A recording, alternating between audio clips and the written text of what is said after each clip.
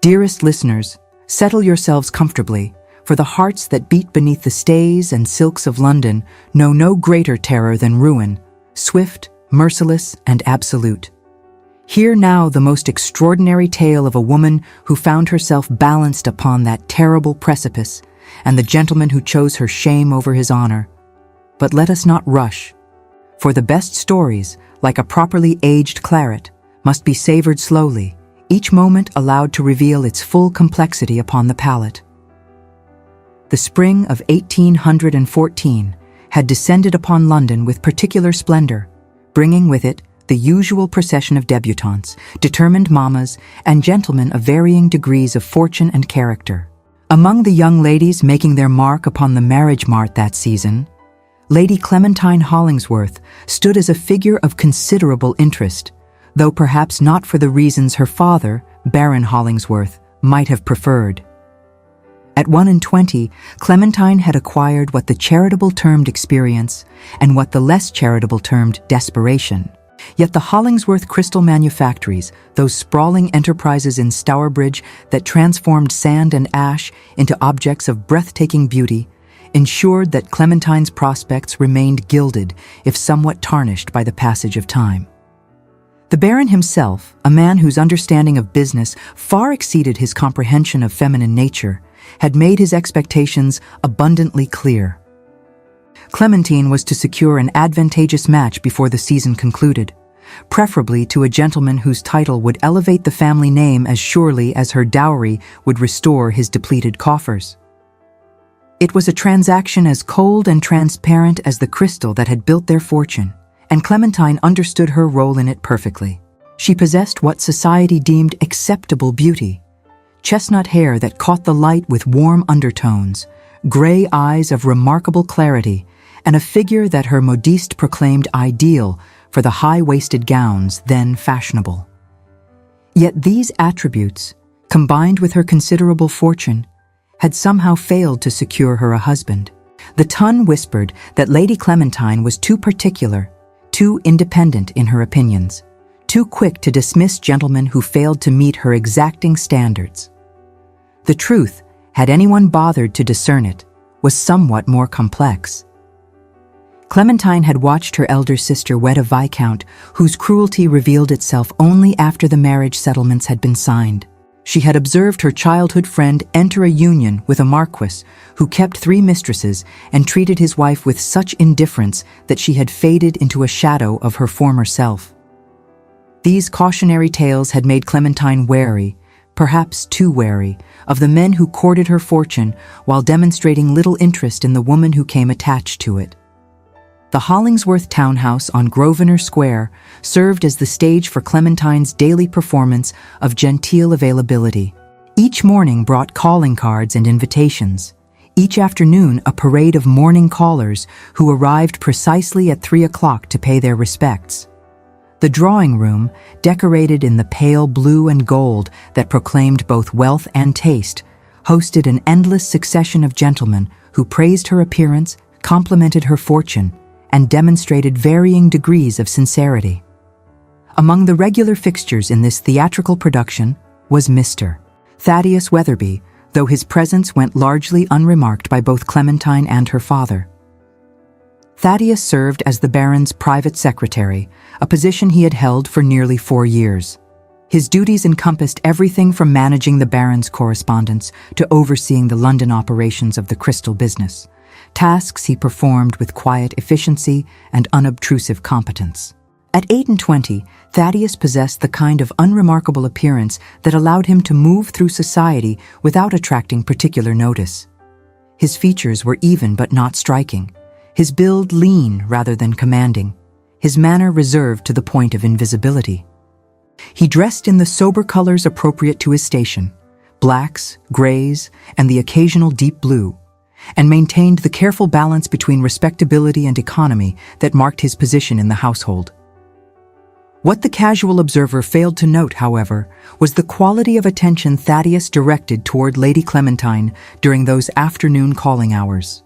While seated at his desk in the corner of the drawing room, ostensibly occupied with correspondence, he observed every interaction with the focused intensity of a natural historian documenting a rare specimen. He noted which compliments made her smile genuine, and which prompted the polite mask she wore for tiresome suitors. He recognized the subtle tension in her shoulders when a particularly persistent marquis overstayed his welcome, and the way her fingers would trace absent patterns on her reticule when someone spoke of marriage as though it were merely a business arrangement.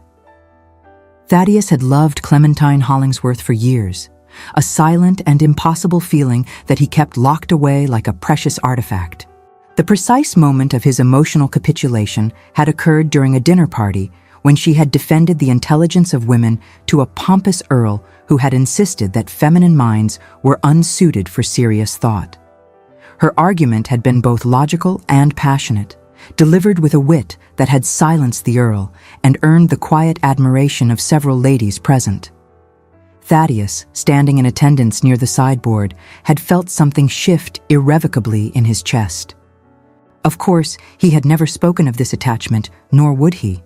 The gulf between a baron's daughter worth £30,000 and a secretary subsisting on £250 per annum was not merely vast, it was absolute. He was as likely to marry Lady Clementine as he was to be appointed Prime Minister. The very thought bordered on impertinence, and so Thaddeus kept his devotion locked away like a precious artifact to be examined only in the privacy of his modest lodgings on Jermyn Street. The spring advanced, and with it came the increasing pressure upon Clementine to make a decision. The Baron had narrowed her choices to 3 candidates, each possessing advantages he deemed considerable. None of these gentlemen stirred anything resembling affection in Clementine's breast. Yet she understood that affection was not the currency of her world. Duty, family honor, and financial security, these were the considerations that governed matrimonial decisions. Romance was the province of novels and the occasional scandalous mésalliance that provided the ton with delicious gossip. It was against this backdrop of resigned practicality that the invitation arrived from the Dowager Countess of Haverston, a woman whose country house parties were legendary for their elegance and their carefully curated guest lists. The Dowager, an old friend of Clementine's late mother, extended an invitation for a fortnight at Haverston Park in Sussex, promising spring gardens, musical entertainments, and a gathering of the season's most notable personages. The Baron, calculating that proximity might encourage one of Clementine's suitors to declare himself, readily consented to her attendance. Thaddeus, whose duties occasionally required his presence during the Baron's country excursions, found himself included in the party as a matter of practical necessity. The Dowager had mentioned some business matters requiring attention, and the Baron preferred to have his efficient secretary at hand rather than trust such matters to correspondence. Thus, as April surrendered to May, the Hollingsworth party made its way southward towards Sussex in a cavalcade of carriages that spoke eloquently of the Baron's wealth. Clementine traveled in relative comfort with her maid and a seemingly endless supply of luggage containing gowns for every conceivable occasion. Thaddeus rode in the second carriage with the Baron, his own modest trunk stowed alongside the considerably more extensive baggage required by his employer. The journey took the better part of 2 days, with an overnight stop at a posting inn whose accommodations varied dramatically according to one's station.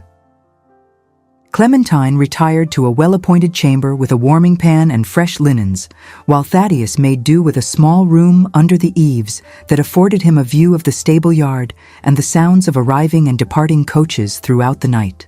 It was during this journey, specifically during a stop to change horses, that Thaddeus first encountered Captain Matteo Bellini.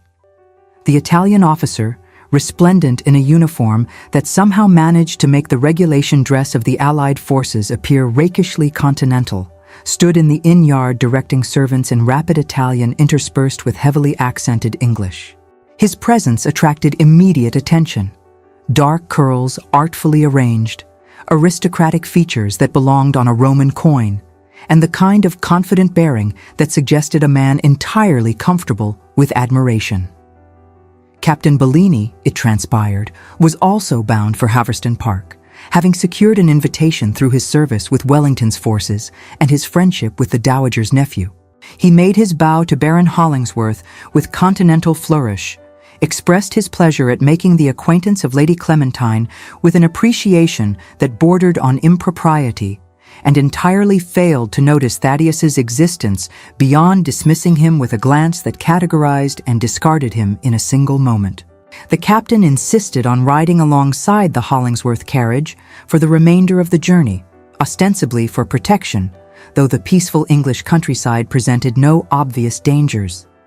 His true purpose became apparent in his persistent attempts to engage Clementine in conversation whenever the carriages stopped, his lavish compliments delivered in that charmingly imperfect English that many ladies found irresistible. Thaddeus, observing from his position in the second carriage, recognized the type immediately.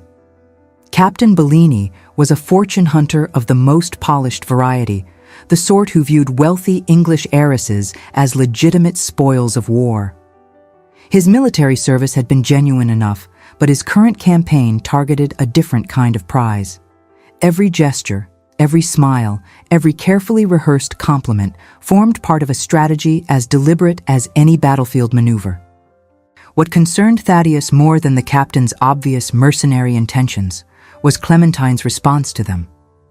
For perhaps the first time that season, he saw genuine animation in her expression, a spark of interest that none of her approved suitors had managed to kindle. Whether this arose from the captain's exotic appeal, his skilled flattery, or simply the novelty of masculine attention untainted by her father's obvious manipulation, Thaddeus could not determine. He knew only that he recognized danger when he saw it, and Captain Matteo Bellini represented a threat more subtle and potentially more devastating than any approved suitor. As their party crested the final hill and Haverston Park spread before them in all its Palladian splendor, honey-colored stone glowing in the late afternoon sun, formal gardens stretching toward ancient woods, the lake reflecting clouds like a mirror of polished silver, Thaddeus felt an uncharacteristic sense of foreboding settle over him. The house party that awaited them would include not merely the usual social rituals, but also the dangerous combination of romantic expectation, masculine pursuit, and a young woman whose growing desperation to feel something genuine made her vulnerable to exactly the wrong sort of attention. He descended from the carriage with the Baron's papers and his own modest belongings, already resigning himself to a fortnight spent in the shadows, watching helplessly as events unfolded according to patterns he could observe but not influence. Such, after all, was the lot of a secretary, to witness the dramas of his betters while remaining forever excluded from meaningful participation in them. The initial days passed in the manner typical of such gatherings. Mornings were devoted to individual pursuits, the gentlemen riding or shooting, the ladies walking in the gardens or occupying themselves with needlework and correspondence. Afternoons brought everyone together for elaborate luncheons, followed by group activities such as archery, bowls, or expeditions to view local attractions. Evenings featured formal dinners, musical performances, card games, and the kind of carefully chaperoned socializing that allowed courtship to proceed within strictly defined boundaries. Clementine found herself the object of considerable masculine attention, a circumstance that should have gratified her father, but instead seemed to intensify her own confused feelings about her matrimonial future.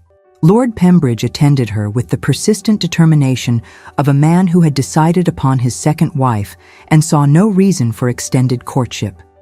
Sir Gregory displayed his wealth with the subtlety of a merchant at market, ensuring everyone understood the luxuries that awaited Lady Pembridge, or rather Lady Winthrop, as she would become.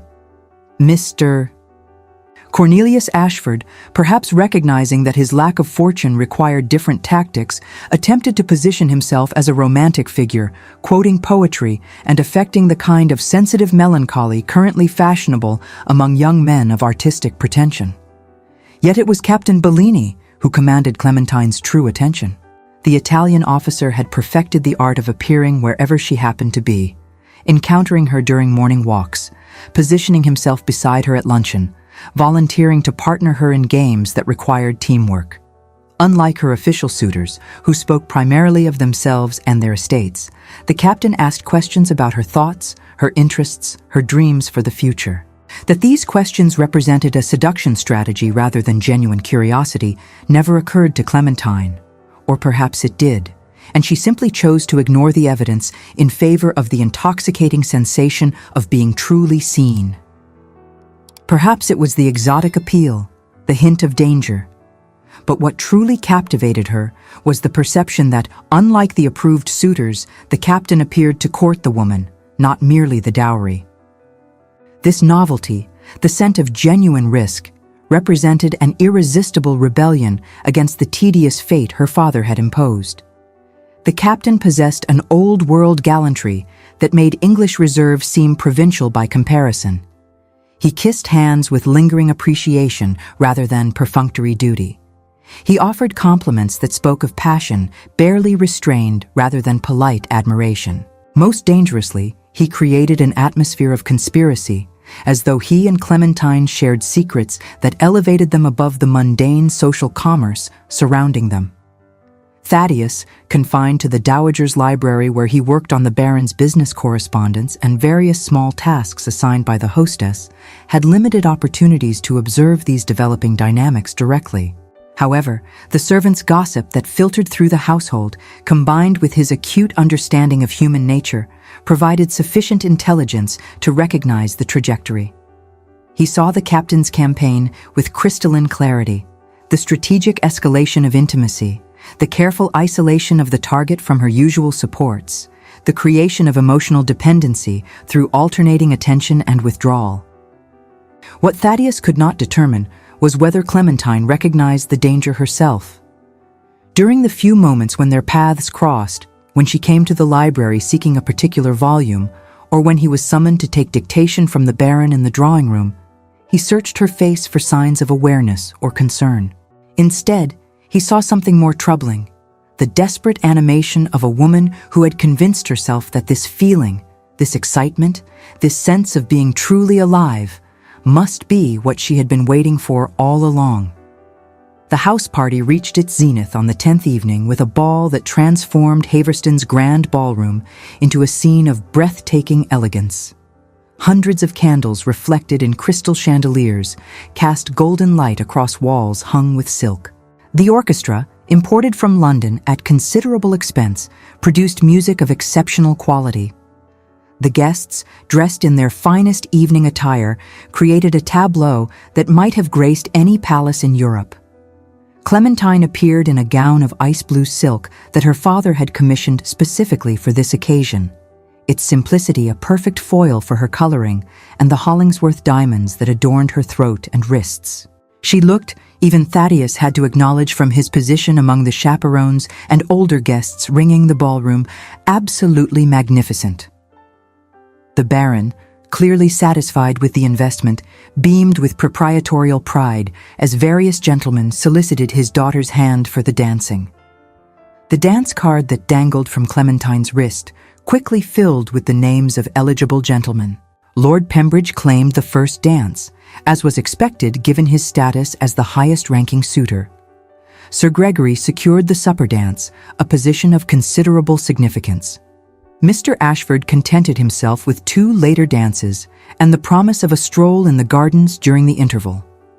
And Captain Bellini, demonstrating either remarkable boldness or strategic brilliance, secured both a cotillion and the final waltz of the evening. Thaddeus watched the dancing with the peculiar torture of a man witnessing something both beautiful and unbearable. He saw Clementine move through the figures with practiced grace, her face maintaining appropriate expressions of pleasant interest. He noted how her smiles for Lord Pembridge never quite reached her eyes, how Sir Gregory's conversation appeared to glaze her attention, how Mr. Ashford's poetic sensibility left her unmoved. And he observed, with a sinking sensation in his chest, how she came alive during her dances with Captain Bellini, how her laughter became genuine, her movements more fluid, her entire being suffused with an energy absent during all other interactions. The waltz, that scandalous import from the continent that still generated controversy in stricter households, allowed for a level of physical proximity impossible in other dances. Couples turned in close embrace, their movements synchronized in ways that suggested a different kind of intimacy entirely. When Captain Bellini claimed his final dance and drew Clementine into position, even the chaperones took notice. The captain held her perhaps a fraction closer than strictly proper, guided her with a confidence that suggested possession rather than partnership, bent his head to whisper comments that made her color rise becomingly. Thaddeus, seated near the dowager ladies who maintained vigilant watch over propriety, heard their murmurs of concern. The Italian officer was perhaps too handsome, too charming, too clearly a fortune hunter for the safety of impressionable young ladies. Yet Captain Bellini's military service and connection to the dowager's nephew provided sufficient respectability to prevent direct intervention. The concerned aunts and mothers could watch and whisper, but not act, trusting that proper upbringing and family vigilance would protect their charges from unsuitable attachments. After the dance concluded, Captain Bellini escorted Clementine toward the refreshment room, though the path he chose took them through the conservatory, a route that happened to offer more privacy than strictly necessary. The chaperones, distracted by the general movement toward supper, failed to maintain adequate supervision. And Thaddeus, watching from across the ballroom, felt that peculiar helplessness unique to those who see disaster approaching but possess no authority to prevent it. He should have remained in place.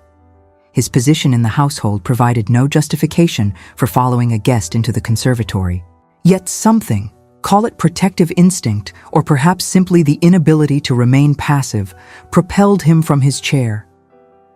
He moved through the crowd with the invisibility granted to servants and secretaries, his unremarkable appearance allowing him to pass unnoticed even in formal evening dress that had seen better days. The conservatory, filled with exotic plants and the sweet scent of night-blooming flowers, provided the illusion of privacy. Lanterns strategically placed among the greenery cast romantic shadows. A small fountain played soothingly in one corner. It was designed, like everything at Haverston, to encourage genteel romance within acceptable boundaries. Thaddeus paused at the entrance, concealed by a particularly robust fern, and observed the scene unfolding before him. Captain Bellini had positioned Clementine beside the fountain, far enough from the main path to escape casual observation. His stance suggested intensity barely controlled, body angled toward hers, voice pitched low for privacy, hand resting on the stone balustrade inches from her own. The captain was speaking rapidly, his words clearly calculated to create urgency and emotion. Though Thaddeus could not hear the specifics, he recognized the pattern. The declaration of overwhelming feeling, the suggestion that social conventions were arbitrary restrictions that kept true hearts apart. The implication that courage and passion mattered more than mundane considerations of rank and fortune. It was a seduction as old as time, delivered with the polish of considerable practice.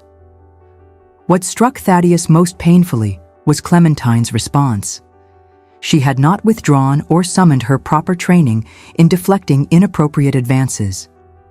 Instead, she leaned toward the captain with the eagerness of someone starved for exactly this kind of attention. Her eyes, visible even in the uncertain light, reflected not alarm, but fascination.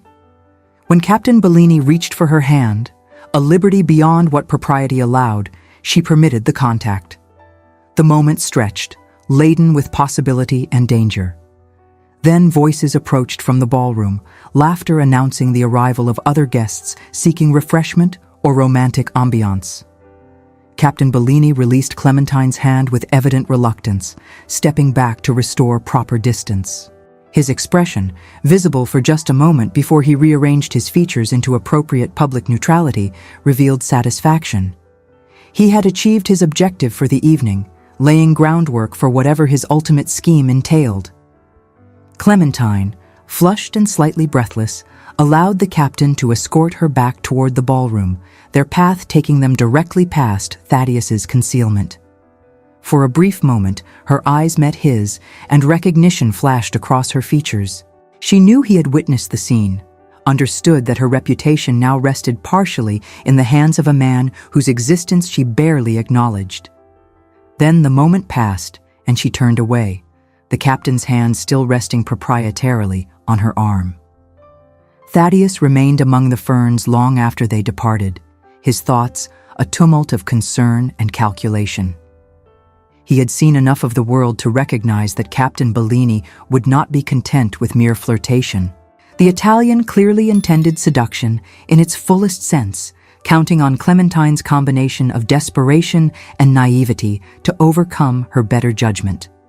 And Clementine, starved for genuine feeling after 3 years of mercenary courtship, seemed dangerously willing to mistake practiced technique for authentic passion. The remainder of the ball passed in a blur of forced normalcy. Thaddeus returned to his inconspicuous position, maintaining the facade of a servant occupied with his duties. He watched the Baron bask in his daughter's social success, entirely oblivious to the undercurrents that Thaddeus could perceive as clearly as storm clouds on a summer horizon. He observed the approved suitors continuing their pursuit, equally unaware that their competition came not from each other, but from a predator of far more dangerous variety. Later, as the guests dispersed to their chambers and Haverston settled into the quiet hours of early morning, Thaddeus stood at the window of his modest room in the servants' wing. The house stretched before him, its windows gradually darkening as candles were extinguished. Somewhere in that vast structure, Clementine was presumably retiring to her well-appointed chamber, perhaps still thinking of the captain's words in the conservatory. And somewhere else, Captain Bellini plotted his next move in a campaign that would culminate in either marriage or ruin, outcomes that, from Thaddeus's perspective, appeared equally disastrous. He should have spoken to someone, warned the Baron, alerted the Dowager, somehow intervened to prevent the catastrophe he felt approaching. Yet what could he say? That he had observed an Italian officer holding Lady Clementine's hand? That he suspected mercenary intentions despite having no concrete evidence? His position provided neither authority nor credibility. Secretaries who overstepped their bounds found themselves seeking new employment, references conspicuously absent from their records. And so Thaddeus did nothing, though the inaction cost him a sleepless night and the bitter knowledge that loving someone did not grant one the right or ability to save them from their own choices. The morning following the ball dawned gray and threatening, as though the weather itself had chosen to reflect the moral atmosphere that Thaddeus sensed gathering over Haverston. Rain began before breakfast and continued throughout the day, confining the house party indoors and creating the kind of forced intimacy that either strengthened connections or revealed incompatibilities. Clementine appeared at breakfast with a subdued quality that her father, typically obtuse regarding female emotional states, interpreted as fatigue from the previous evening's entertainment. She wore a morning dress of simple muslin, the shawl drawn close around her shoulders, suggesting tension rather than chill. She moved toast aside and avoided everyone's gaze, as though she feared Bellini's attentions in the conservatory had marked her face with some visible stain. Her responses to questions emerged as monosyllables, her attention seemingly focused anywhere but on the food before her. Captain Bellini, by contrast, radiated energy and charm. He regaled the table with amusing anecdotes from his military service, demonstrating exactly the kind of masculine vigor that played well to a captive audience seeking entertainment on a rainy day. His eyes, however, tracked Clementine's every movement with an intensity that might have alarmed more observant chaperones. The Dowager, presiding over breakfast with her customary grace, caught this exchange and frowned slightly, though she said nothing. The rain necessitated indoor pursuits, and the Dowager organized her guests with the efficiency of a general deploying troops. Card tables appeared in the morning room for those who enjoyed whist. The music room hosted ladies interested in practicing for an informal concert planned for the final evening. The library welcomed gentlemen wishing to smoke and discuss politics, and the drawing room served as neutral ground for mixed company seeking conversation and lighter amusements. Thaddeus, working at his usual station in the library, found his concentration fractured by anxiety. The Baron had given him correspondence requiring attention, accounts needing reconciliation, and various other tasks befitting a private secretary. Yet his mind persisted in conjuring scenarios of disaster, each more melodramatic than the last. He imagined confronting Captain Bellini, warning him away from Clementine, a fantasy that dissolved immediately upon consideration of the vast gulf between a secretary's authority and an officer's social standing. He envisioned speaking to Clementine herself, cautioning her about the captain's true intentions, a notion equally absurd given their respective positions. The morning passed with excruciating slowness. Through the library windows, Thaddeus could see the rain intensifying, transforming the manicured lawns into sodden expanses and the graveled drives into streams of muddy water. The house itself seemed to contract, its usual spaciousness replaced by a sense of compression as 20-odd persons found themselves unable to escape one another's company. Shortly before luncheon, Clementine entered the library seeking a volume on botanical illustration that the Dowager had mentioned during breakfast. She moved through the room with the careful precision of someone aware of being observed, though her awareness appeared to extend only to those she considered her social equals. Thaddeus, occupied with ledgers at his desk, might have been another piece of furniture for all the notice she took of his presence. She located the volume on a high shelf and reached for it, her height insufficient to the task. The expected scenario, in which a gentleman would materialize to assist a lady in distress, played out with theatrical timing as Captain Bellini appeared in the doorway, drawn apparently by some supernatural awareness of opportunities for gallantry. He crossed to her side, retrieved the book with ease, and presented it with a bow that managed to be simultaneously respectful and suggestive. The captain did not immediately depart. Instead, he lingered, ostensibly examining nearby volumes while maintaining a quiet conversation with Clementine. Their voices, pitched low, carried to Thaddeus's position as indistinct murmurs rather than coherent words. Yet their body language spoke eloquently. Her gray eyes showed a disturbing mixture as she avoided his gaze for an instant, only to return it the next moment with an intensity that suggested attraction was but a breath away from fear, while the captain's confidence manifested in the way he methodically dismantled her defenses. After several minutes, they departed together, the captain offering to escort Clementine to the drawing room where she might better examine the illustrations in proper light. As they left, Clementine glanced back toward where Thaddeus sat, her expression impossible to decipher. Guilt? Defiance? A plea for understanding? Before he could determine which, she turned away, and they were gone. The luncheon that followed demonstrated the captain's strategic brilliance. Rather than monopolizing Clementine's attention, a move that would have attracted censure from chaperones, he distributed his charm democratically. He engaged Lord Pembridge in discussion of military tactics. He complimented the Dowager on her hospitality and her gardens. He demonstrated proper deference to older ladies and easy camaraderie with younger gentlemen. Only the most observant watcher would have noticed how his position at table afforded him clear sight of Clementine, or how his conversation, though directed at others, was calculated to display his wit and worldliness to one particular auditor. The afternoon brought a slight break in the weather, sufficient to allow the more intrepid guests to venture outdoors for a walk in the grounds. The Dowager, perhaps sensing the need to disperse energies that had become concentrated by confinement, encouraged this expedition. A small party formed, several young ladies with their maids, a few gentlemen including Captain Bellini, and sufficient chaperonage to maintain propriety. Clementine, pleading a headache, declined to participate, retiring instead to her chamber for rest. Thaddeus, watching from the library window as the party set forth armed with umbrellas and shawls, felt his anxiety intensify. The house, emptied of most guests, suddenly seemed ominously quiet. Somewhere in this sprawling structure, Clementine was alone, vulnerable to precisely the kind of private approach that could destroy a reputation in moments. And somewhere else, unless Thaddeus's instincts had betrayed him entirely, Captain Bellini was preparing to abandon the walking party on some pretext that would allow him to return unobserved. He tried to focus on his work, telling himself that his concerns arose from overwrought imagination rather than genuine danger. Young ladies rested in their chambers all the time. Gentlemen occasionally found walking parties tiresome and returned early. Nothing untoward needed to occur simply because opportunity presented itself. Yet despite these rational arguments, Thaddeus found himself rising from his desk, moving into the corridor, his steps carrying him toward the guest wing before conscious decision directed them.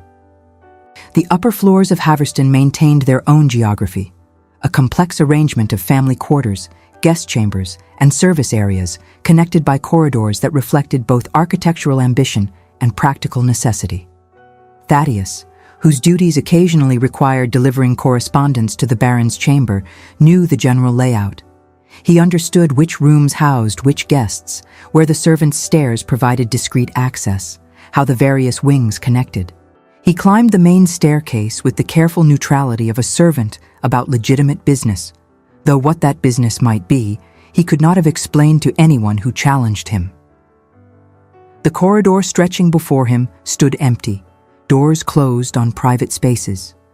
Afternoon light filtered through tall windows, casting patterns on oriental runners that muffled footsteps. Somewhere distant, a clock chimed the hour.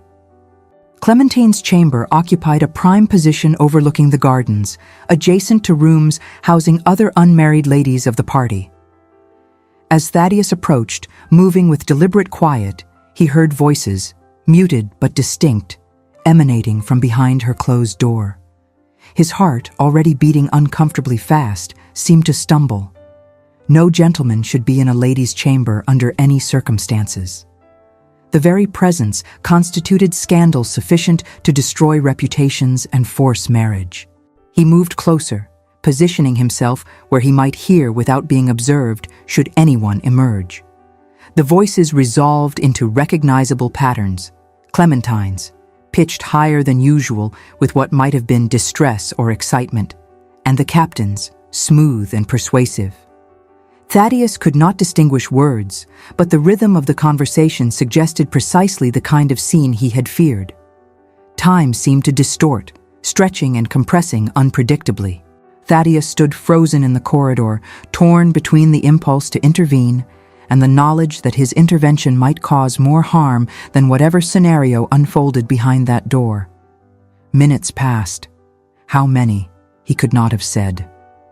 The voices continued their dangerous duet. Then, with shocking abruptness, silence fell. Not the comfortable quiet of concluded conversation, but the profound absence of sound that precedes catastrophe. Thaddeus waited, every sense alert, for some indication of what that silence portended. When it came, the sound chilled him despite the corridor's warmth. Not a piercing scream, but a hoarse, smothered sound, like a sob of pure terror, immediately muffled, that only a listener as tense and motionless as Thaddeus could have caught. Not pleasure or passion, but alarm. He moved without thinking, hand reaching for the door handle. Training, propriety, consequences, all these dissolved before the imperative of that sound. He twisted the handle, pushed the door open, and froze at the sight that greeted him. Clementine stood in the center of her chamber, face drained of color, hands pressed to her mouth in horror. And before her, sprawled across the pale carpet, lay Captain Matteo Bellini, his handsome features now lax and lifeless, his military bearing reduced to the terrible stillness of death. The scene required no explanation beyond its brutal facts. The captain had gained entrance to her chamber. Something had occurred, seduction or attempted seduction, conversation or something more. And then, with devastating timing, Captain Bellini's heart, weakened perhaps by campaign hardships or simply betrayed by hereditary defect, had failed him completely. Thaddeus took in these details in the space of seconds, his mind already racing ahead to implications and consequences. A dead man in an unmarried lady's chamber, no chaperone present. Circumstances that suggested the worst, regardless of actual events. Social death, absolute and immediate, for Lady Clementine Hollingsworth. Scandal that would destroy not merely her prospects, but her father's standing, her family's reputation, their very place in society. He crossed the threshold, closing the door behind him with quiet firmness, and spoke for perhaps the first time in his life with genuine authority rather than deferential suggestion. The words that emerged, however, belonged not to this narrative, but to the realm of dialogue, and thus must remain unrecorded here, their substance understood through subsequent actions rather than explicit speech. The crisis demanded immediate decision and decisive action. Thaddeus moved to examine the captain's body, confirming what sight had already revealed. The Italian officer had departed this world with shocking swiftness, leaving behind nothing but consequence and catastrophe. The manner of death appeared natural enough, a sudden failure of the heart, leaving no mark of violence. Yet the location of that death transformed natural tragedy into social apocalypse. Clementine, shock rendering her nearly insensible, could only watch as Thaddeus assessed their situation with the rapid calculation of a man who had spent years solving complex problems under pressure. Every moment increased the danger of discovery. The walking party would return. Servants would come to tend the fires or deliver requested items. The household would gather for tea. Any of these events might send someone to this corridor, this chamber, revealing a scene that would echo through society like a thunderclap. He sent Clementine to lock her door from the inside, allowing no one entrance regardless of summons. He examined Captain Bellini's body once more, confirming that the death bore all marks of natural causes. And then he began the most dangerous task, moving the body from Clementine's chamber to a location that would support an alternative narrative. The captain's own chamber lay one floor below, in the bachelor's wing where male guests enjoyed both greater freedom and less supervision. If Bellini could be discovered there, having retired with what appeared to be sudden illness, the death would generate sympathy rather than scandal. The challenge lay in transporting a substantial body through corridors, downstairs, and into a distant chamber without attracting notice. Thaddeus possessed several advantages for this desperate undertaking. His position in the household meant servants paid him little attention, considering him neither master nor fellow servant, but something between that failed to register as remarkable. His years of service had made him familiar with Haverston's geography, including the back stairs and service passages that threaded through the great house. And his natural caution had already noted that most guests remained occupied, some still on their extended walk, others gathered in public rooms, none likely to be traversing lesser-used corridors during the hour before tea. He returned to Clementine's chamber, finding her where he had left her, sitting on the edge of her bed with hands clasped and eyes fixed on nothing. Her shock had progressed to a kind of numb paralysis that might aid their immediate purpose, but would later require address. For now, however, it allowed Thaddeus to work unimpeded by questions or protests. Moving a body proved both easier and more horrible than imagination had suggested. Captain Bellini, robbed of animation, had become merely weight and awkward leverage, a parcel to be transported rather than a person. Thaddeus, discovering reserves of strength born from desperation, managed to maneuver the captain into a position that allowed for carrying. He took a blanket from Clementine's bed to wrap the body, creating both disguise and assistance. The journey through Haverston's passages represented the longest minutes of Thaddeus's life. Every creak of floorboards, every distant voice, every sound of approaching footsteps sent ice through his veins. He moved with deliberate slowness, pausing frequently to ensure solitude, choosing routes that avoided the most trafficked areas. Once he heard maids approaching and barely managed to conceal himself and his terrible burden in a linen closet, standing in darkness while feminine voices discussed the inadequacy of a particular gentleman's evening attire. When he finally reached Captain Bellini's chamber, a room that thankfully stood at the wing's far end, temporarily isolated, Thaddeus felt the shaking begin in his hands. He laid the body on the bed with as much dignity as circumstances allowed, arranged the captain's clothing to suggest nothing more alarming than a gentleman who had lain down feeling unwell. He removed the blanket he had used for transport, folded it carefully, and prepared to return it to Clementine's chamber. Before departing, Thaddeus surveyed the scene with critical eyes. A decanter of brandy stood on the bedside table, a glass nearby still holding dregs of spirits. He poured a small amount of brandy into the glass and placed it in the captain's hand, creating the impression of a man who had taken refreshment before being struck down. The narrative practically wrote itself. Captain Bellini had returned early from the walk, complained of feeling unwell, retired to his chamber for rest, and suffered a fatal episode while reclining. Satisfied that the scene would support this interpretation, Thaddeus returned through the same careful route to Clementine's chamber. He found her still seated on her bed, though she now clasped his handkerchief. When had he given her that? And her eyes tracked his entrance with something approaching awareness. What passed between them in that moment transcended the limitations of their respective positions. Thaddeus, the invisible secretary, had committed actions that could see him transported if discovered. Clementine, the lady of privilege, owed her reputation, and possibly her life, to a man she had never truly seen before. The weight of this debt, the magnitude of this secret, bound them in ways that social convention could neither acknowledge nor accommodate. Thaddeus worked quickly to restore Clementine's chamber to innocence.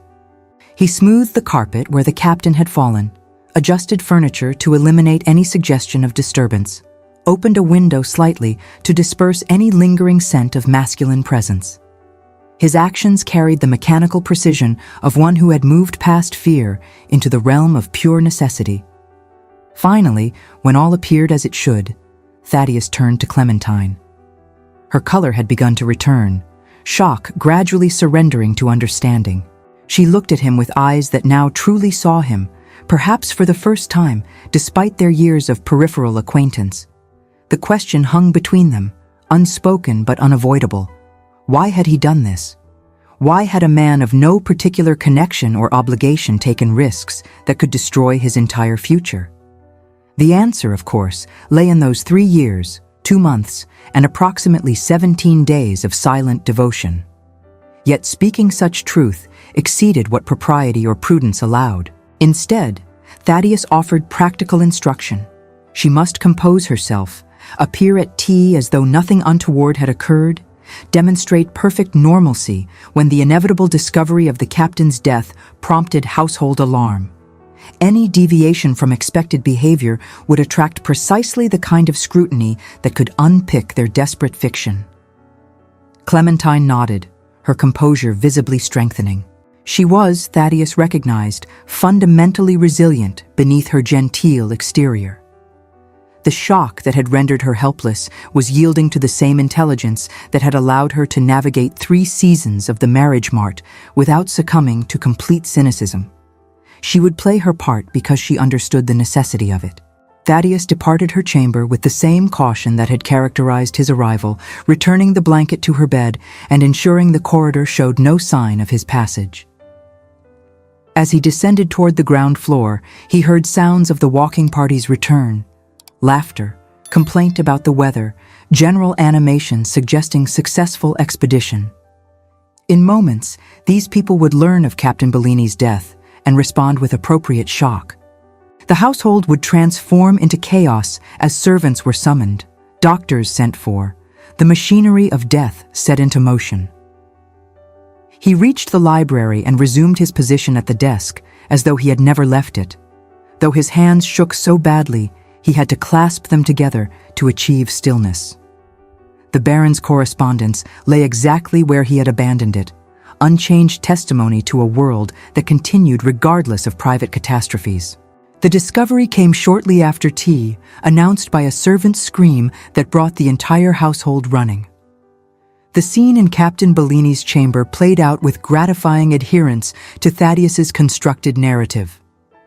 The unfortunate officer, apparently stricken by sudden illness, had expired in his chamber.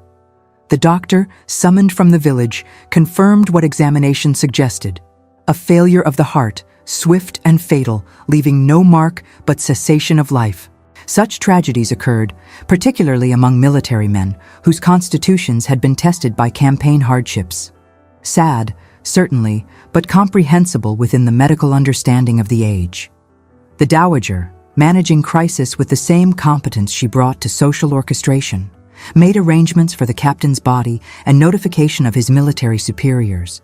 The household, shocked by mortality's sudden appearance at what should have been a pleasure party, responded with the mix of genuine sympathy and dramatic reaction typical of such events. Ladies retreated to their chambers, overcome by sensibility. Gentlemen gathered to discuss the tragedy with the mixture of solemnity and excitement that death among the young and vigorous inevitably produced. Clementine appeared briefly, demonstrating exactly the right degree of shock and sympathy. She expressed appropriate regret for the captain's untimely demise, noted that she had barely known him, and then withdrew to her chamber, citing distress at death's sudden reminder of mortality's fragility. Her performance convinced everyone, including her father, who patted her hand absently and pronounced himself pleased that she possessed proper feminine feeling.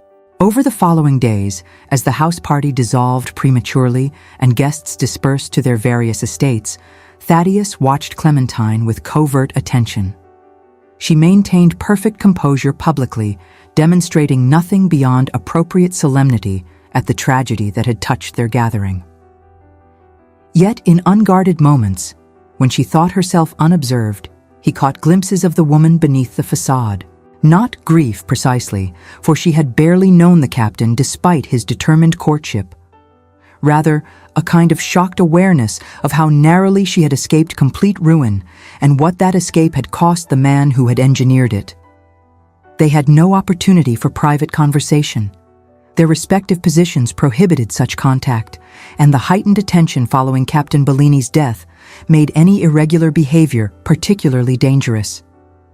Yet as the Hollingsworth party prepared to depart Haverston, Clementine found a moment to pass near where Thaddeus stood, reviewing travel arrangements.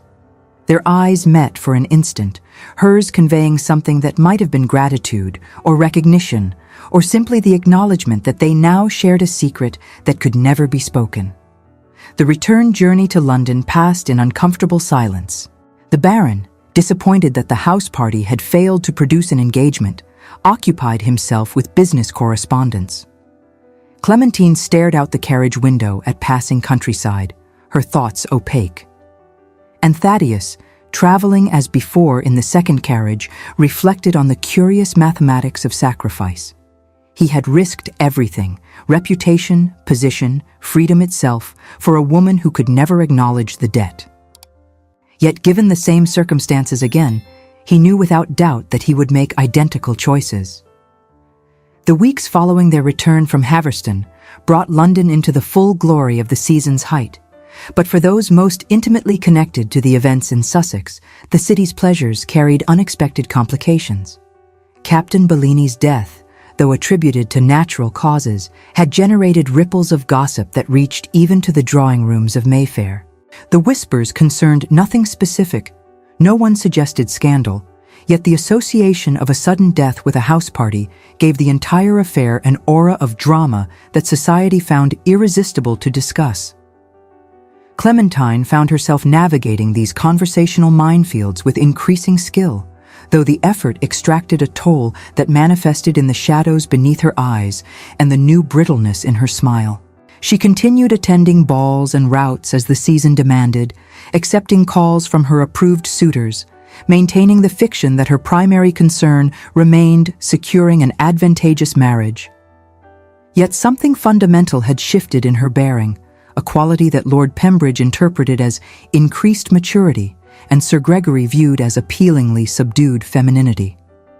Only Thaddeus, watching from his habitual position of invisible observation, recognized the truth. Clementine was haunted, not by the captain himself, but by the knowledge of what had nearly occurred and what had been done to prevent discovery. Every social gathering carried the risk of encountering someone who had been at Haverston, someone who might make a comment or observation that threatened the careful narrative they had constructed. The strain of maintaining perfect composure while carrying such terrible knowledge was slowly eroding her usually resilient spirit. For Thaddeus, the weeks brought their own peculiar torment. He had committed actions that violated every principle of honor and law, not for personal gain, but for a woman who would never be his. The weight of this secret pressed upon him constantly, manifesting in dreams that brought him awake in his modest lodgings covered in cold sweat. He dreamed of exposure, of the magistrate examining Captain Bellini's body and discovering evidence of movement post-mortem. He dreamed of servants who had seen him in corridors where he had no business being. He dreamed of Clementine's face when the truth emerged and she realized his actions had doomed them both. Yet the worst dreams involved not exposure, but recognition.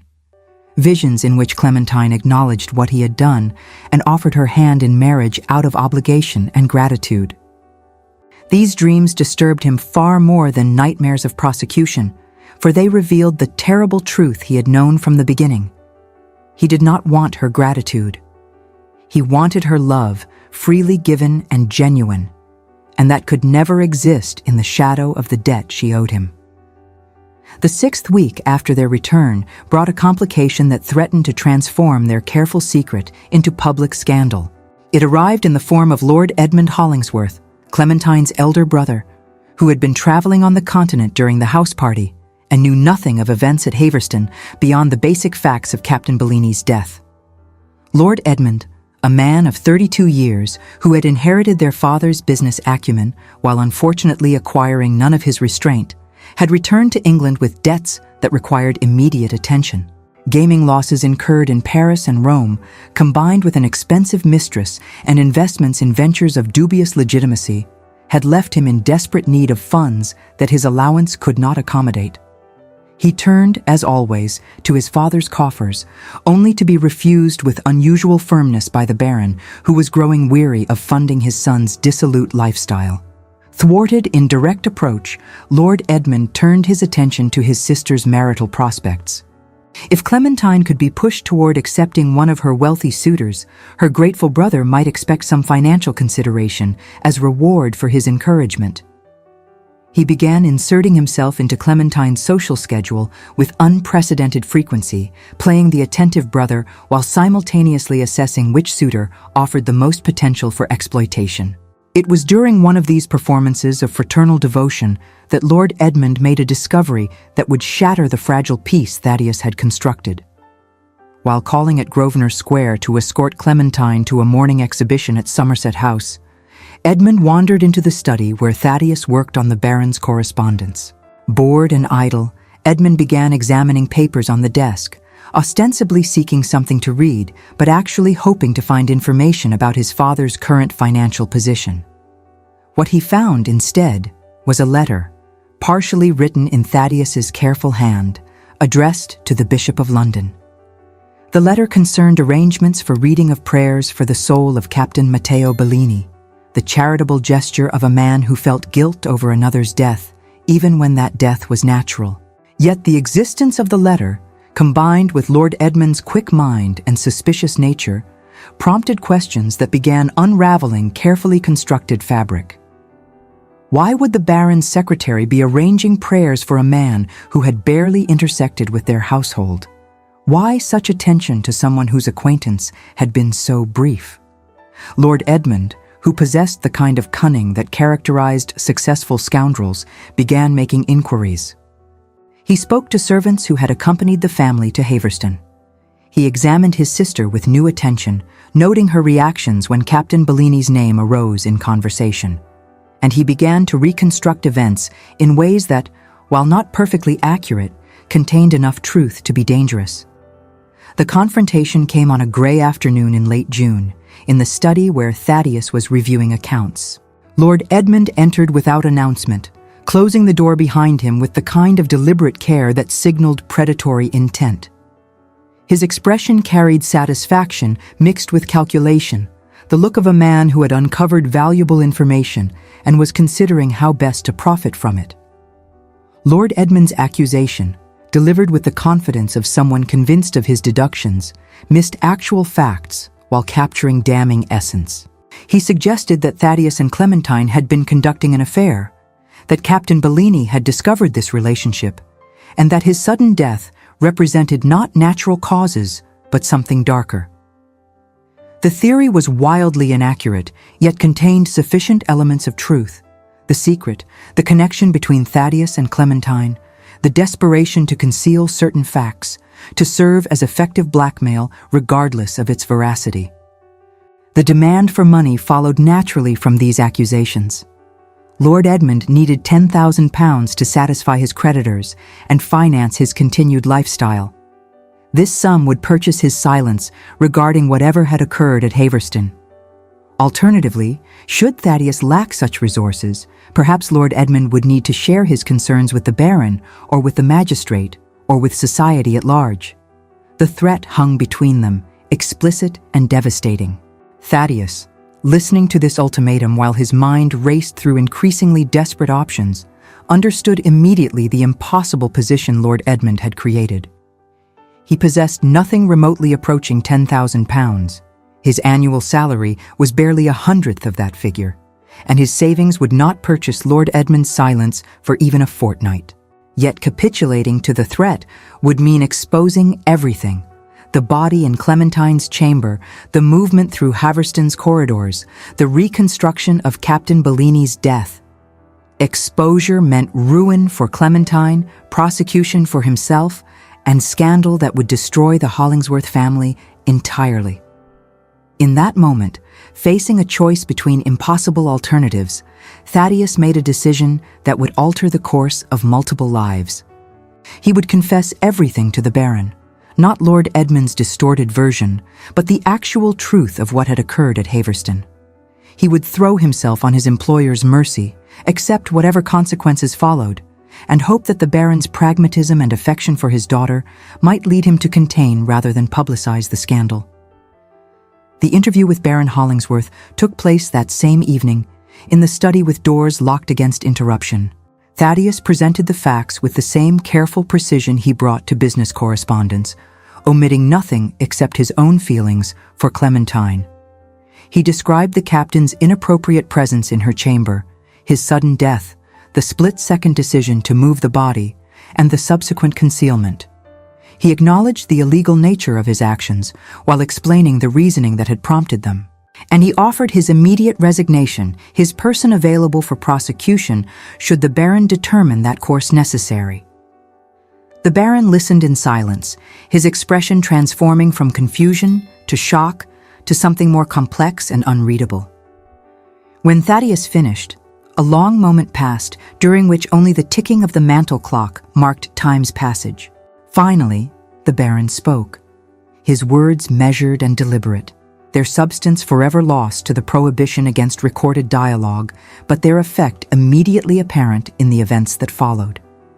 The decision the Baron reached demonstrated both pragmatism and unexpected compassion. He recognized that prosecuting Thaddeus would inevitably expose Clementine's involvement, creating exactly the scandal Thaddeus had risked everything to prevent. He acknowledged that his secretary had acted from protective rather than criminal impulse, though the actions themselves could not be condoned under any strict interpretation of law. And he understood that Lord Edmund's blackmail represented an ongoing threat that required immediate and decisive countermeasure. What emerged from this interview was a plan that satisfied practical necessity while demanding considerable sacrifice from all parties.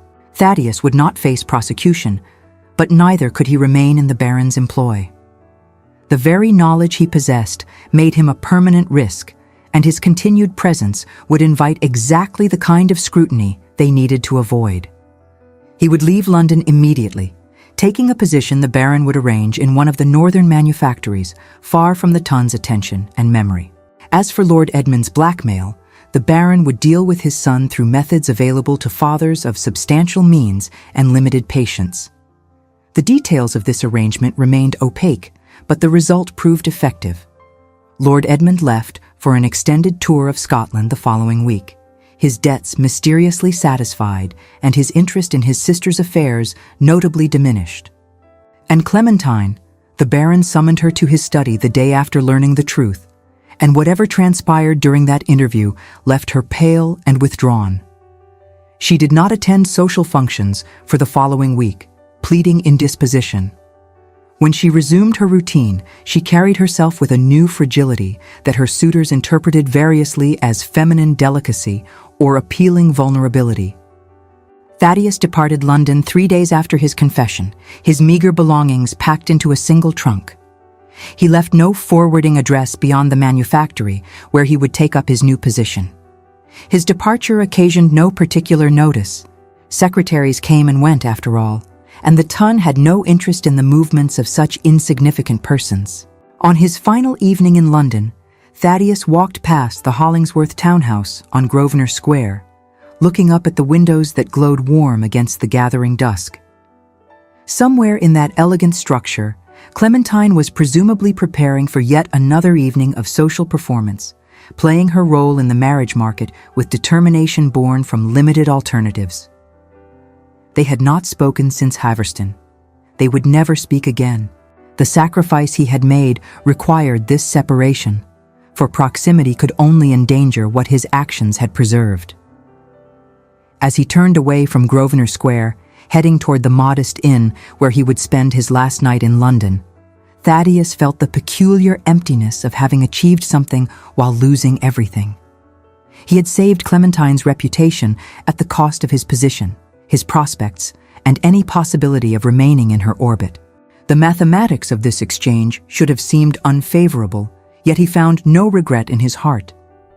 Love, he had discovered, operated according to logic that made sacrifice seem not merely acceptable, but necessary. The manufactory where Thaddeus took up his new position occupied a sprawling complex on the outskirts of Manchester, far from London's elegance and society's scrutiny. The Hollingsworth Crystal Works represented the source of the family's wealth, that alchemy of sand, ash, and fire that produced objects of fragile beauty. Thaddeus's role as assistant manager placed him in direct contact with the production processes, the workers, and the intricate logistics that transformed raw materials into luxury goods destined for aristocratic tables. The work proved both demanding and oddly satisfying. Unlike his previous position, where success meant invisible efficiency, here Thaddeus could observe direct results of his decisions. When he streamlined a production process, fewer pieces shattered in the kilns. When he negotiated better prices for raw materials, the profit margins improved measurably. When he instituted new safety procedures, fewer workers suffered burns or cuts. The abstract satisfaction of well-managed correspondence gave way to the concrete reality of problems solved and improvements implemented.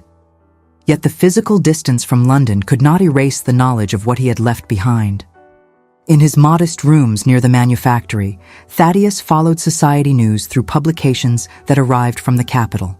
And Clementine, the gossip columns mentioned her with decreasing frequency as the season progressed, noting her attendance at various functions but never suggesting any romantic attachment.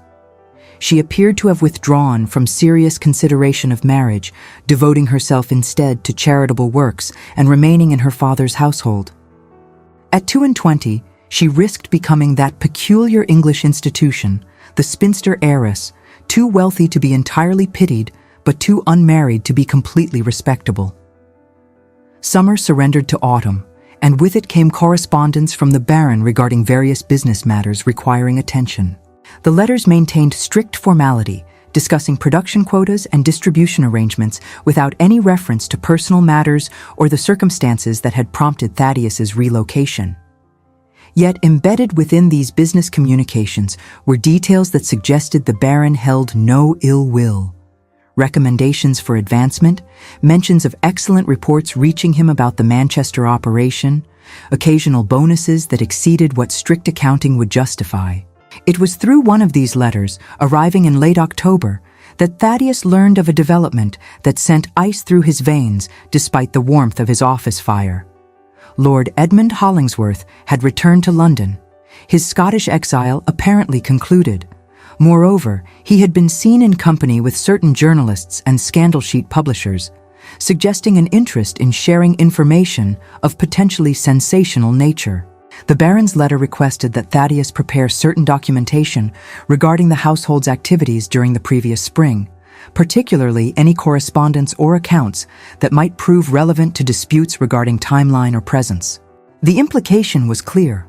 Lord Edmund, either having exhausted the funds provided for his silence, or simply deciding that selling scandal promised greater profit than accepting payment, was preparing to publicize his version of events at Haverston.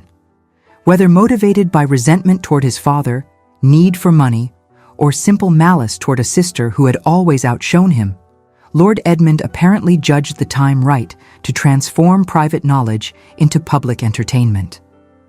Thaddeus understood immediately that any scandal, however inaccurate in details, would destroy what his sacrifice had preserved.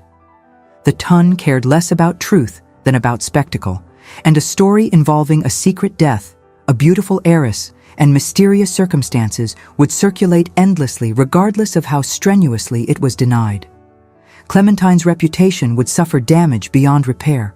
The Baron's business interests, dependent on maintaining respectability, would face boycotts from aristocratic clients who could not be associated with scandal. Everything Thaddeus had sacrificed himself to protect would crumble under the weight of Lord Edmund's resentment. The solution that presented itself violated every principle of honor while paradoxically representing the only honorable course available. Thaddeus wrote to the Baron, proposing a strategy that would transform scandal into respectability through the simple expedient of marriage.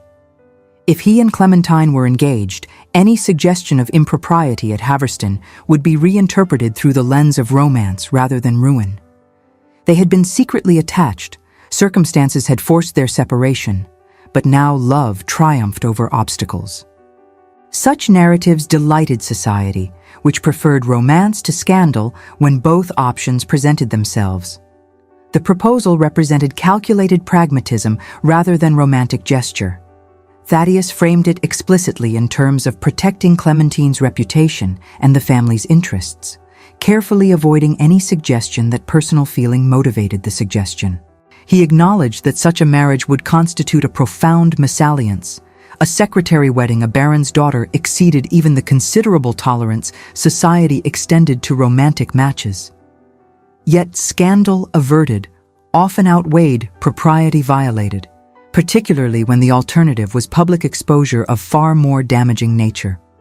The baron's response arrived with remarkable speed, suggesting he had anticipated this solution before Thaddeus proposed it. The letter contained both acceptance of the plan and remarkably generous terms. Thaddeus would be restored to a position of prominence within the family business, elevated to a role that would justify his social advancement even before the marriage occurred. Clementine had been informed of the proposal and had agreed to the necessity, though the Baron noted carefully that his daughter's acquiescence stemmed from understanding rather than enthusiasm. The arrangements would be made quickly, the engagement announced within the fortnight, the wedding scheduled for early December before Lord Edmund could publish whatever scandal he had prepared. What the Baron's letter did not contain, and what Thaddeus had not dared to hope for, was any indication that Clementine desired this marriage beyond recognizing its practical necessity. He would be saving her reputation a second time, but now at the cost of binding himself to her in a relationship founded on obligation rather than affection. The mathematics of this exchange troubled him in ways his previous sacrifice had not. Moving the captain's body had protected Clementine while asking nothing from her in return. Marrying her would protect her while demanding a lifetime of pretending their union represented something more than a convenient solution to scandal, averted. Yet the alternative, allowing Lord Edmund to publish his distorted version of events, was unthinkable. And so Thaddeus agreed to the terms, prepared to return to London, and braced himself for a marriage that would give him everything he had ever wanted through circumstances that poisoned the gift entirely. The journey back to London passed in a blur of uncomfortable contemplation. Thaddeus had left the capital as a secretary fleeing consequences. He returned as a man about to become the Baron's son-in-law. The transformation represented such a dramatic reversal that he struggled to fully comprehend it. Yet beneath the practical arrangements and social elevation lay a truth he could not ignore. Clementine was being forced into marriage with a man she had barely acknowledged before disaster made him essential to her survival. She would resent the obligation, perhaps forever. Their marriage would be a daily reminder of debts unpaid and choices eliminated. He arrived at Grosvenor Square on a gray November afternoon, the city already settling into the early darkness of approaching winter. The Hollingsworth townhouse looked exactly as he remembered, though now he entered through the front door rather than the servant's entrance, a subtle shift that nonetheless felt profound. The footman who admitted him demonstrated the carefully neutral expression of a servant confronted with social ambiguity. Was Mr. Weatherby a guest, an employee, or something unprecedented that defied categorization? The Baron received him in the study, greeting him with a warmth that seemed genuine rather than merely politic. The transformation in Thaddeus's status apparently pleased the Baron, who spoke of how appropriate it was that someone who understood the business should join the family formally. The arrangements proceeded with remarkable efficiency. Settlements that provided Thaddeus with income appropriate to his new position, legal documents that formalized his elevation, announcements that would appear in the Morning Post and other publications declaring the engagement of Lady Clementine Hollingsworth to Mr. Thaddeus Weatherby of the Hollingsworth Crystal Manufactories. Through all these discussions, Clementine remained conspicuously absent. She was indisposed, the Baron explained, occupied with preparations for the wedding and adjusting to the rapid changes circumstances required. Thaddeus understood the truth beneath this polite fiction. Clementine could not face him, could not yet reconcile herself to marriage with a man who had saved her twice, but who remained, in her understanding, fundamentally unsuitable. Their first meeting occurred that evening, at a dinner the Baron hosted to celebrate the engagement. Clementine appeared in a gown of deep green silk that complemented her coloring, her hair dressed elaborately, her jewels proclaiming wealth and status. She looked, Thaddeus thought with aching clarity, absolutely magnificent and completely miserable. When their eyes met across the drawing room, he saw in hers not gratitude or affection, but a kind of desperate resignation, the look of a woman who had accepted necessity while hating every aspect of it. The dinner conversation maintained careful artificiality, focusing on wedding arrangements and future plans while carefully avoiding any reference to the circumstances that made these discussions necessary. Clementine participated with perfect propriety, agreeing when agreement was required, expressing appropriate enthusiasm when questioned about details. But her performance lacked the natural warmth that had characterized her before Haverston, and Thaddeus recognized that something essential had been damaged in her, perhaps irreparably. Later, when propriety demanded a few moments of private conversation between the engaged couple, they stood together in the drawing room's alcove, separated from the Baron by mere feet but granted the illusion of privacy. The silence between them grew heavy with everything that could not be spoken. Finally, Clementine turned to him, her expression carefully controlled, her voice pitched low for his ears alone. What she said in that moment, the accusations and resentment she voiced, the way she characterized their impending marriage, these remained, like all dialogue, outside the bounds of this narrative. Yet their effect manifested clearly in Thaddeus's response, in the way his shoulders sagged slightly, in the recognition that crossed his features that his worst fears had been confirmed. She did not want this marriage. She resented the necessity of it, and she blamed him, at least partially, for creating the circumstances that forced her hand. The weeks leading to the wedding passed in a peculiar blur of public performance and private estrangement. Society, receiving news of the engagement, responded with the mixture of surprise and satisfaction that unusual matches always generated. A secretary marrying his employer's daughter, a clear case of hidden romance flowering under seemingly impossible circumstances. How delightfully romantic, how unexpected. The Ton embraced the narrative with enthusiasm, transforming potential scandal into Cinderella story. Lord Edmund, thwarted in his plans to profit from scandal, maintained sullen silence. The Baron, satisfied with the outcome, even if the path to it had been tortuous, proceeded with arrangements that would see his daughter respectably married and his business interests protected. And Clementine maintained her perfect performance of a woman preparing for marriage with appropriate joy, though anyone who truly observed her would note the absence of genuine happiness in her gray eyes. Thaddeus, caught in currents beyond his control, accepted his role with the same resignation Clementine demonstrated.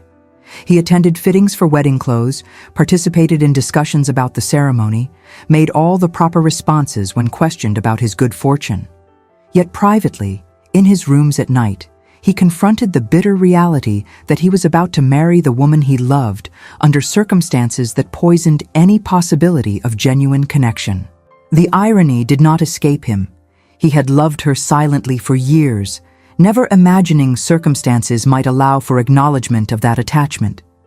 Now he would have her as his wife, bound to him by law and social pressure, yet more distant than when she had simply ignored his existence.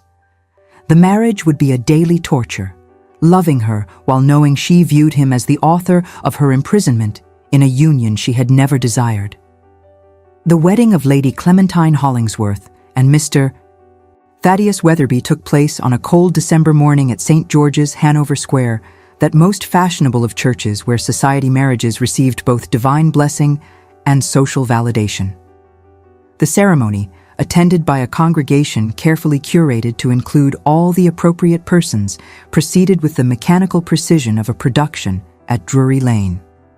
Clementine, magnificent in white silk and Brussels lace, spoke her vows with clear voice and perfect composure. Thaddeus, attired in new clothes that still felt foreign despite their excellent tailoring, responded with equal clarity. They made their promises, exchanged rings, and emerged as man and wife to the approval of assembled witnesses. The wedding breakfast at Grosvenor Square maintained the same quality of performance, guests celebrating a union they interpreted as romantic triumph, while the principals moved through the event with practiced courtesy that concealed their private turmoil. Toasts were offered and dutifully drunk. The wedding cake was admired and consumed.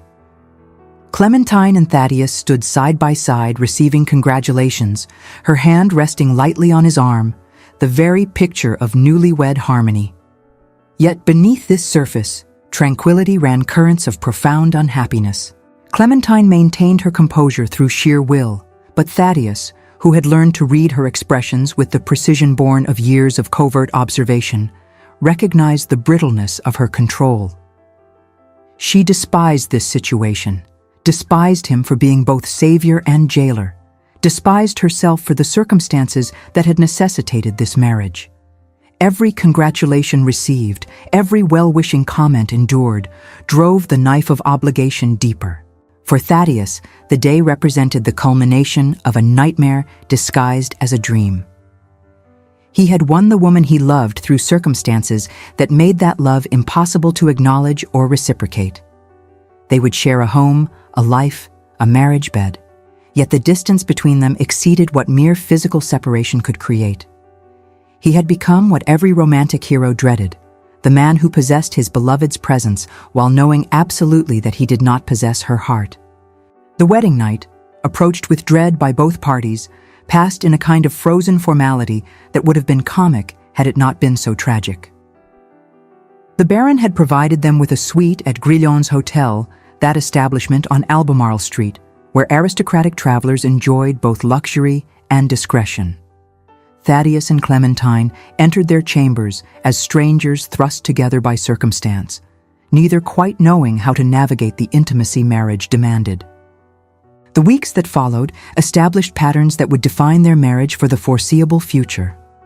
They took up residence in a handsome house on Mount Street that the Baron provided as wedding gift, an establishment sufficiently grand to support Thaddeus's new position in the family business, yet not so ostentatious as to attract accusations of vulgar display. They furnished it with taste that reflected Clementine's aesthetic sensibility and Thaddeus's careful economy, creating rooms that demonstrated both wealth and restraint. Yet the social adjustment proved more difficult than either had anticipated. Clementine found herself struggling with gestures that should have been simple, accepting Thaddeus's hand to descend from their carriage, enduring the knowing glances of servants who had known her as a baron's daughter and now witnessed her married to a former secretary. The weight of social demotion, though cushioned by wealth, pressed upon her in unexpected moments. Thaddeus threw himself into work with an intensity that bordered on obsession, managing the London operations of the Hollingsworth enterprises with the same meticulous attention he had once devoted to his employer's correspondence. The business thrived under his management, profits increasing as inefficiencies were eliminated and new markets explored. He proved himself worth the social elevation the marriage had conferred, silencing those who had whispered that he was merely a fortune hunter who had exploited circumstances. Clementine, for her part, embraced the charitable works that provided acceptable occupation for married ladies of her station. She began administering charitable efforts for the workers' families in Stourbridge, involving herself with local parish organizations and church charities that depended on new funding rather than established aristocratic patronage.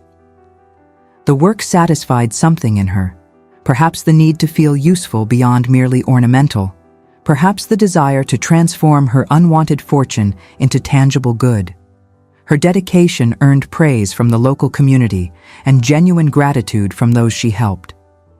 Yet despite these individual accomplishments, their marriage remained a hollow thing, a structure of propriety containing no genuine warmth. They were cordial to each other, considerate even, but the formality between them never dissolved into the easy intimacy that characterized successful partnerships. They attended social functions together, presenting the appropriate appearance of marital harmony. They discussed household matters and business concerns with adult competence. They shared a home and a name and a bed, yet remained fundamentally separate. The revelation that would finally crack this brittle facade came not through dramatic confrontation, but through a simple domestic accident. 3 months into their marriage, on a gray March afternoon, Clementine entered Thaddeus's study, seeking a book she believed she had left there. The room stood empty.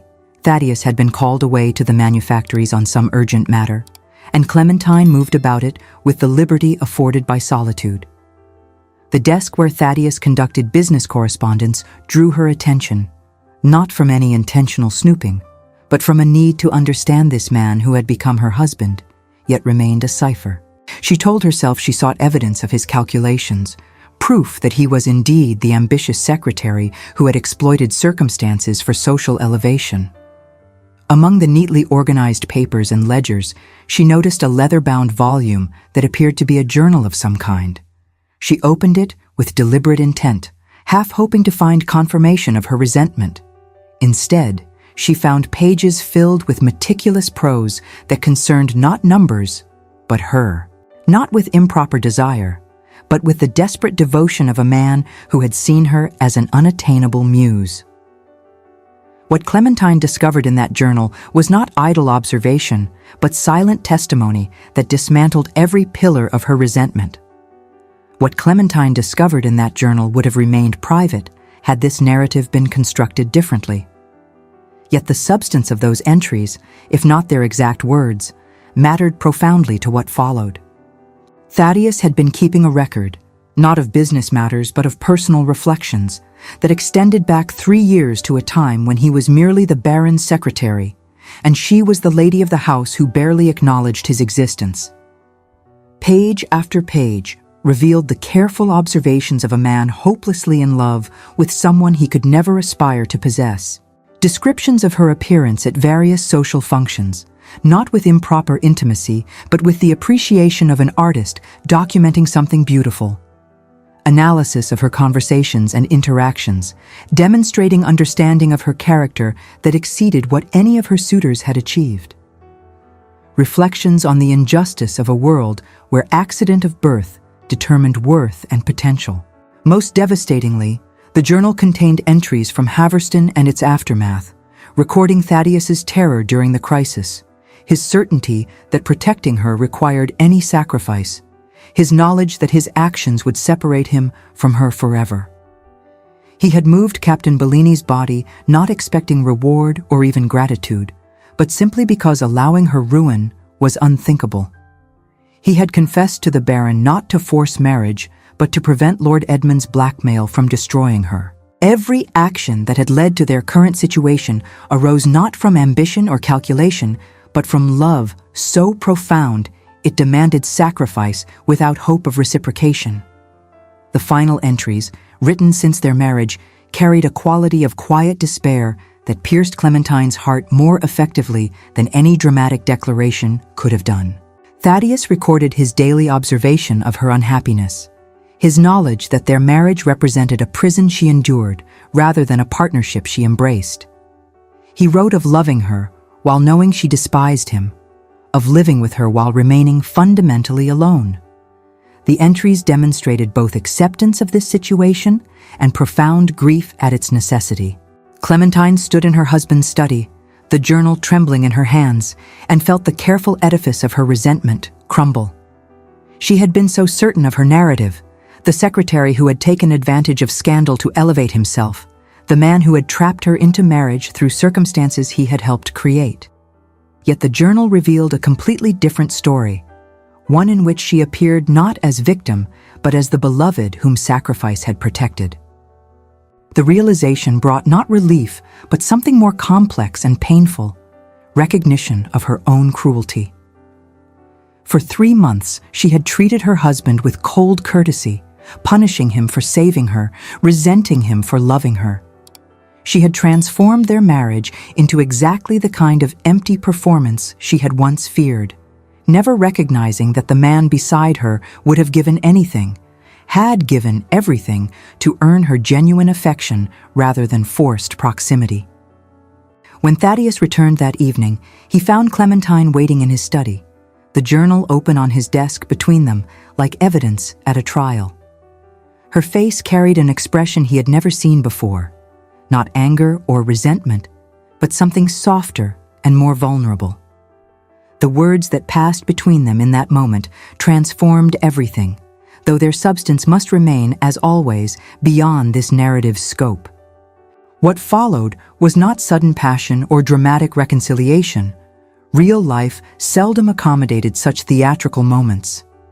Instead, Clementine and Thaddeus began the slow, awkward process of actually becoming acquainted with each other as people rather than social constructs.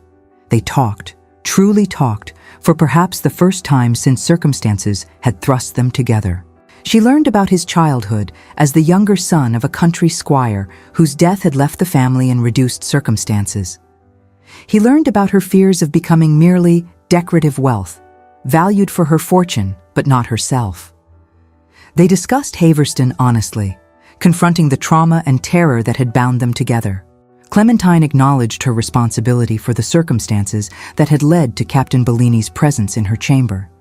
She had been flattered by his attention, had allowed him liberties that propriety prohibited, had believed his practiced seduction represented genuine feeling. Thaddeus confessed the terror he had experienced moving the body, the nightmares that still sometimes woke him in cold sweat, the persistent fear that exposure would destroy everything. Most importantly, they addressed the marriage itself, that arrangement both had entered with such different understanding. Clementine admitted her resentment had stemmed not from Thaddeus's actions, but from her own sense of powerlessness, her hatred of being rescued when she had wanted to be valued.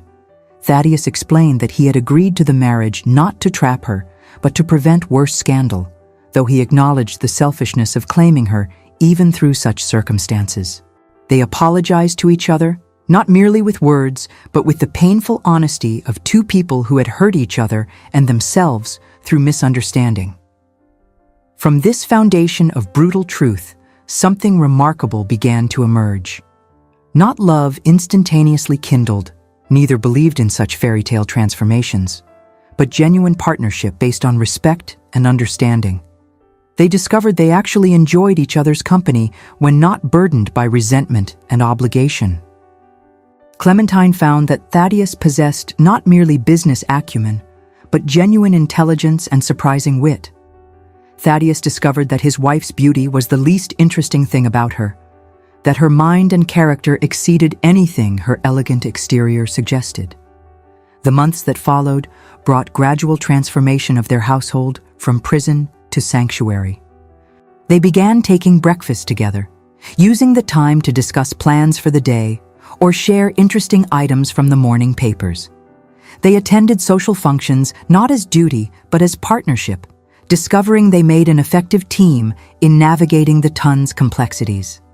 They found themselves sharing small jokes, developing the kind of private language that characterized genuine intimacy.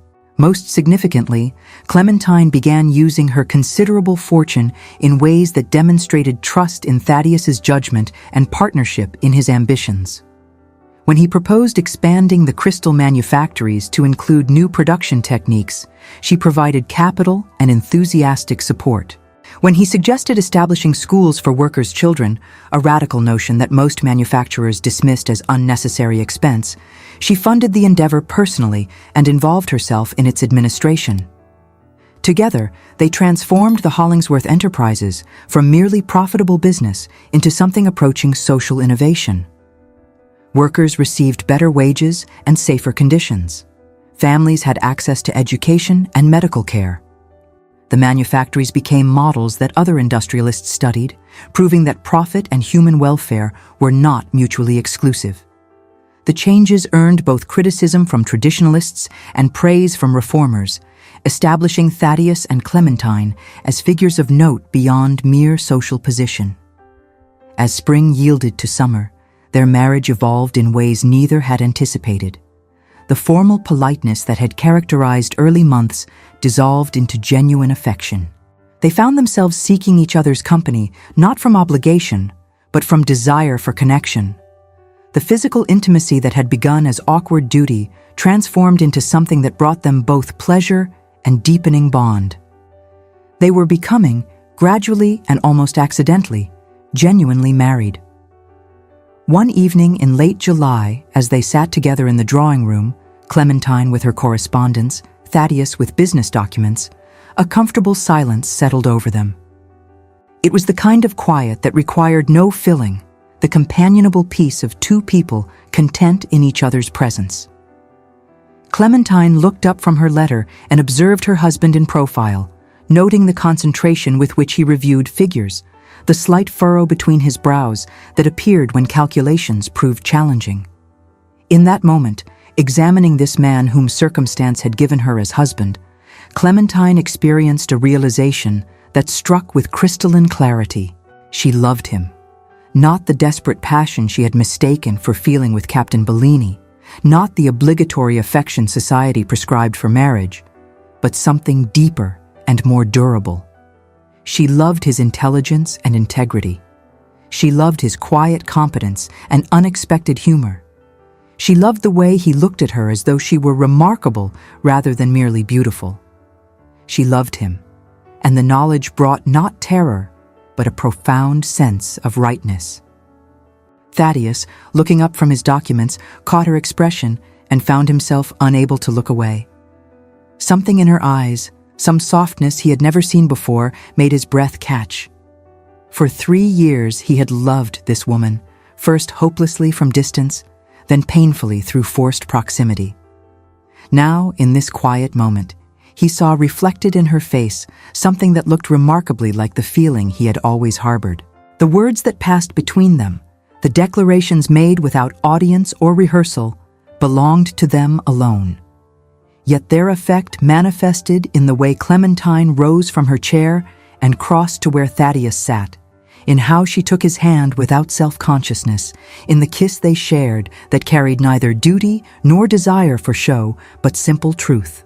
They had traveled a peculiar path to reach this point, through scandal and sacrifice, resentment and revelation. But they had arrived nonetheless at something genuine and valuable. The remaining months of that year brought not dramatic transformation, but deepening of what had begun. They became partners in the fullest sense, equal contributors to their shared life, genuine companions who valued each other's thoughts and presence. The Tun, observing their obvious harmony, congratulated itself on having predicted such success from the beginning, conveniently forgetting the gossip that had accompanied their engagement. Lord Edmund, thoroughly defeated in his various schemes, had departed once more for the continent. his father having made clear that further interference in family matters would result in permanent disinheritance. His absence troubled no one, least of all Clementine, who had learned that family loyalty must sometimes yield to self-protection. The Baron, observing his daughter's genuine happiness, took satisfaction in having engineered what he now chose to remember as a love match he had encouraged from the beginning. As autumn arrived and the anniversary of that terrible house party at Haverston approached, Thaddeus and Clementine took a private journey to Sussex, ostensibly to visit the Dowager Countess, but actually to confront ghosts that still occasionally troubled their dreams. They walked in the gardens where courtship had unfolded, stood in the ballroom where Clementine had waltzed with a man whose death had nearly destroyed her future. The visit proved cathartic, transforming traumatic memory into mere history, something that had happened but no longer had power to wound. On their final evening at Haverston, standing together watching sunset paint the Sussex countryside in shades of gold and rose, Clementine spoke of how strange it was that catastrophe had led them to happiness. Had Captain Bellini not died in such terrible circumstances? Had Thaddeus not risked everything to protect her? Had scandal not forced their marriage, they would have remained forever separated by social convention. Disaster had become, through peculiar alchemy, the foundation for something precious. Thaddeus, his arm around his wife's waist in casual intimacy that would once have seemed impossible, acknowledged the irony, but suggested different perspective. Perhaps what appeared as disaster was actually Providence arranging circumstances to overcome obstacles that otherwise would have proven insurmountable. Perhaps the apparently terrible events had simply revealed what was always meant to be, stripping away pretense to expose essential truth. They returned to London as winter approached, to the house on Mount Street that had become home in the deepest sense, to the life they had built together from unpromising materials. Their marriage, forged in scandal and cemented through crisis, had become something that neither could have anticipated, a genuine partnership based on respect, affection, and growing love. The Tun considered them fortunate, and for once, the Tun was absolutely correct. Thus concludes the story of Lady Clementine Hollingsworth and Mr. Thaddeus Weatherby. For the listeners of this age, they represent a perfect paradox. A marriage begun in ruin, sustained by sacrifice, and ultimately crowned by a love so absolute it had dared to choose shame over all the empty honors of the tone.